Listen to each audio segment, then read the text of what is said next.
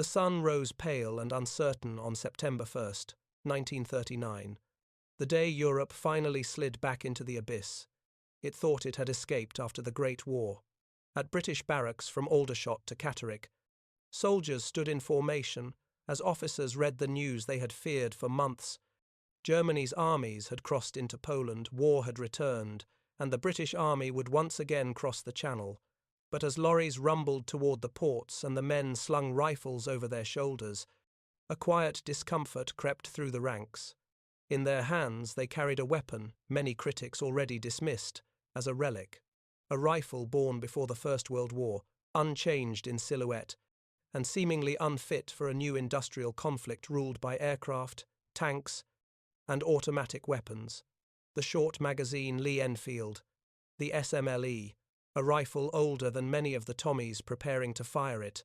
Across the North Sea, German divisions surged forward with the confidence of a nation rebuilt for war. Soldiers marched with the car, 98K, a sleek, modernized Mauser, praised by engineers as one of the world's finest bolt-action rifles. Behind them rattled convoys loaded with the new symbols of modern combat: MP-40 submachine guns, light machine guns, and weapons stamped from precision-machined parts. Even German propaganda mocked the outdated weapons of the British Army, calling them proof of an empire too old to recognize its own decline. And yet, as the British Expeditionary Force crossed into France, something unexpected happened. The men who actually carried the SMLE, who trained with it, who lived with it, did not resent it. They didn't mock it. They didn't trade it in if given the chance. They trusted it.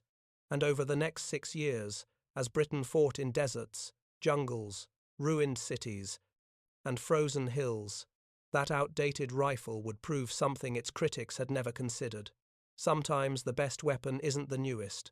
Sometimes it's the one built to keep you alive. But why? Why did British soldiers cling to a rifle designed in the years of horse-drawn artillery and red-topped tunics?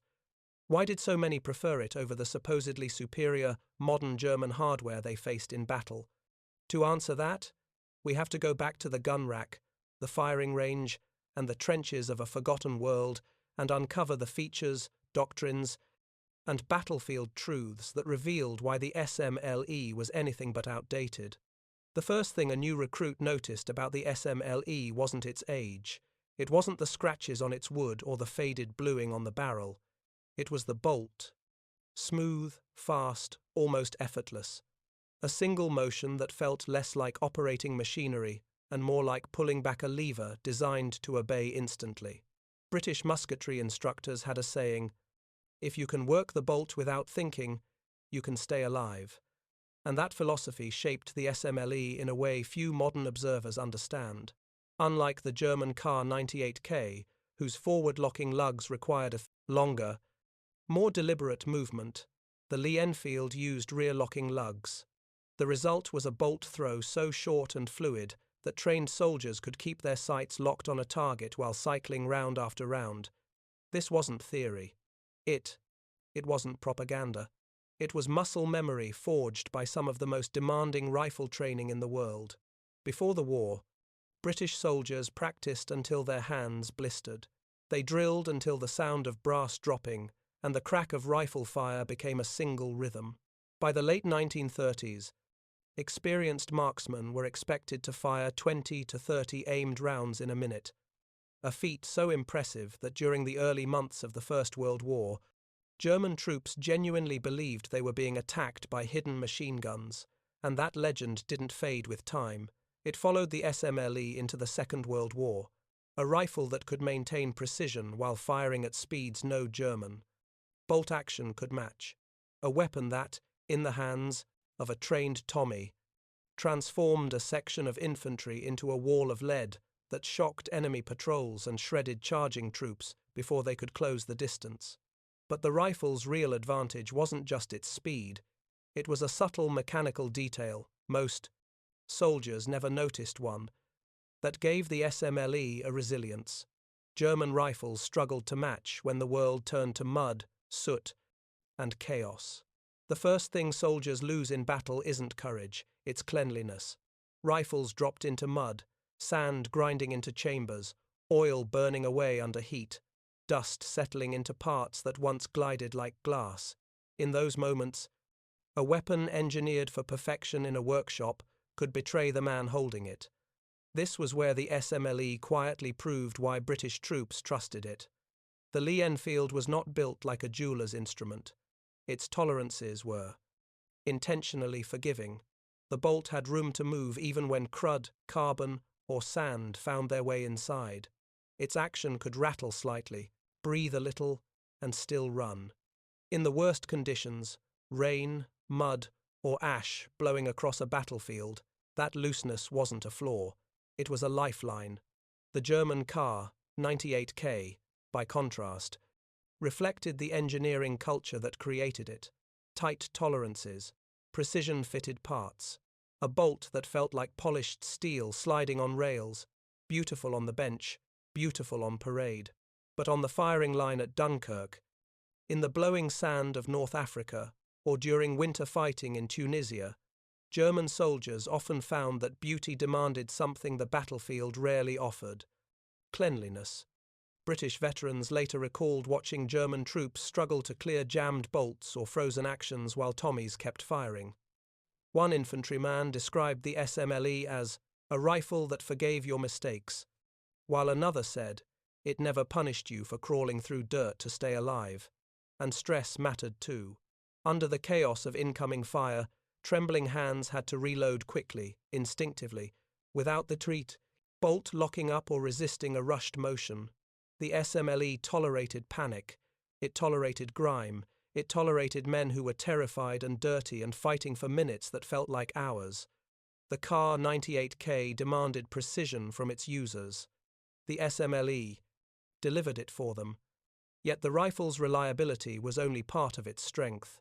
Hidden beneath its rugged performance was an older, deeper truth, a design philosophy forged not for Europe, but for the far reaches of an empire spread across deserts, jungles, and mountains. The SMLE was not born for the trenches of Europe. Its roots stretched further to the wide frontiers of an empire where a soldier might face anything from distant skirmishers to sudden ambushes in thick brush. The British Army learned early that a rifleman had to be ready for unpredictable distances, shifting terrain, and long engagements where ammunition had to be used with both speed and discipline.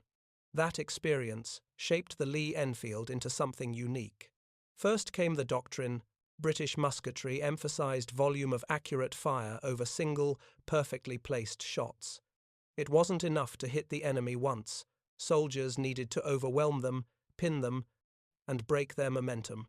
A single British section had to create the illusion of a much larger force, especially in colonial campaigns, where numbers were rarely guaranteed. The SMLE reflected that doctrine with every part of its design. 10-round detachable magazine was no accident. It was a direct answer to the realities of empire, doubling the capacity found in most contemporary rifles, including the German Kar 98K's 5-round internal box.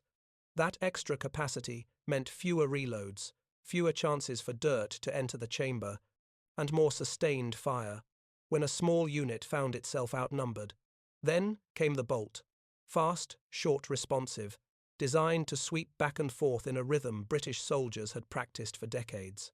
And the sight's rugged, wide aperture, and easy to align under stress reflected the need to snap onto targets quickly, whether they were 80 yards away or 300. By the time the Second World War began, the SMLE wasn't just a rifle. It was the embodiment of a century of combat experience. And while British doctrine had been shaped by its global commitments, German doctrine followed a different path, one that placed enormous emphasis on machine guns and left the individual rifleman with a weapon that looked modern, but was never intended to dominate a battlefield on its own. But on paper, the German arsenal still seemed superior. Their weapons were newer, more streamlined, and praised in engineering circles. Yet British troops who encountered them firsthand kept choosing the SMLE because the modern reputation of German guns didn't always survive contact with reality. From a distance, the German army appeared to be armed with the future. Their weapons filled newsreels and propaganda posters. The clean, compact Kar 98K, the distinctive MP40 slung across the chest of Fekis paratroopers, and the early prototypes of rifles that would one day inspire the world's first true assault weapons. To soldiers encountering German units for the first time, it was easy to believe the enemy carried tools a generation ahead of anything the British had packed onto transports in 1939. But when the shooting started, the myth began to unravel. The Kar-98K, despite its reputation, was still just a bolt-action rifle with a 5-round capacity. Its longer bolt throw slowed down even well-trained users. In close combat, the action could feel deliberate at moments when survival demanded speed. British soldiers who faced it soon realized that even the most skilled German riflemen couldn't match the volume of fire an SMLE section delivered in the same span of seconds. Then there was the MP40, a weapon feared in movies, whispered about in barracks, and hailed as a symbol of German innovation. But frontline reality told a different story. MP40 seconds were not standard infantry weapons. They were issued mainly to NCOs, vehicle crews, and assault platoons. The vast majority of German infantry still carried bolt actions, and even when MP40 seconds did appear, their effective range was limited. Beyond short distances, the SMLE quickly reclaimed its dominance. British soldiers also encountered the famed MG-34 and MG-42 terrifying weapons, unmatched in sustained fire. But these guns belonged to machine gun crews, not the everyday infantryman. German doctrine revolved around the squad machine gun, while the riflemen supported it. This meant the Kar-98K was never meant to be the centerpiece of firepower. The SMLE, in contrast, it delivered accuracy, speed, and reliability from every man in the line. Entire platoons could lay down fire that staggered German units who expected slow, methodical shooting from old imperial rifles. Yet the SMLE was hardly flawless. Its strengths came alongside compromises: weight, length, production challenges, problems that nearly pushed it out of service entirely. And at the worst possible moment for Britain, those weaknesses collided with a crisis far larger than the rifle itself. For all its strengths, the SMLE carried burdens that every British soldier felt. Sometimes, quite literally, the rifle was long, almost too long for the new world of mechanized war. In cramped streets, burned-out buildings, and the tight corners of urban combat, the rifle's barrel could snag on debris or doorways. Troops fighting in France, and later in Italy, often complained that clearing houses with the SMLE felt like trying to maneuver a walking stick through a keyhole. Even the Kar-98K, though not dramatically shorter, balanced a little more naturally in tight quarters. Then came the weight, loaded. The SMLE wasn't unbearable, but it was heavier than what many soldiers expected when compared to the sleek, modern-looking German designs. After a day's march across the dunes of North Africa or the hills of Sicily, that extra weight felt like punishment. Many infantrymen grumbled that the rifle seemed determined to drag itself into the earth with every step. But the greatest flaw wasn't physical, it was industrial. When Britain stood alone after the fall of France in 1940, Enfield factories strained under the pressure of wartime production. The SMLE was finely crafted, almost too finely for a nation desperately needing rifles in staggering quantities. Every part demanded machining, skilled labor time that Britain didn't have. The result was a wartime scramble that bordered on panic. Outdated manufacturing tools were pushed to their limits. New facilities rushed to learn processes that normally required years. Even Canada and the United States stepped in with production assistance, but output still lagged behind demand. This crisis nearly forced Britain to abandon the SMLE entirely. The answer arrived not as a replacement, but an evolution. The No-4 rifle, heavier, slightly bulkier, simpler to manufacture.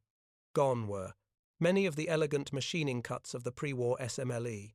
In their place were squared edges, a thicker receiver, and simplified fittings that made mass production feasible. But under the new skin, the heart of the Lee-Enfield remained the same.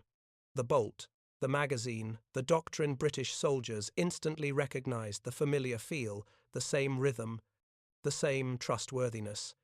Many frontline units kept their older SMLEs simply because they preferred them. Others adopted the No. 4 with enthusiasm, calling it the SMLE grown up. Despite the flaws, the weight, the length, the manufacturing chaos, the rifle continued to earn loyalty from the men who carried it, a loyalty rooted not in nostalgia, but in survival. And there was one final, unexpected reason that bonded British troops to their supposedly outdated rifle, a reason no German engineer could quantify, measure, or file into a technical report. A soldier's trust is not easily won. It doesn't come from pamphlets, factory demonstrations, or glowing reports in military journals.